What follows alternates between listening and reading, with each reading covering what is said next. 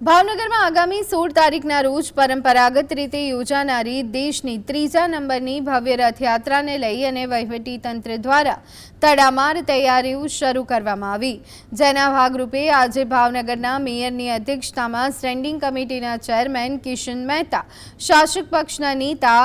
લાલભા ગોહિલ તેમજ તમામ ઉચ્ચ અધિકારીઓની ઉપસ્થિતિમાં રથયાત્રાના 17 કિલોમીટર લાંબા રૂટનું ઝીણવટભર્યું નિરીક્ષણ કરાયું। કરોડો હિન્દુઓની આસ્થાના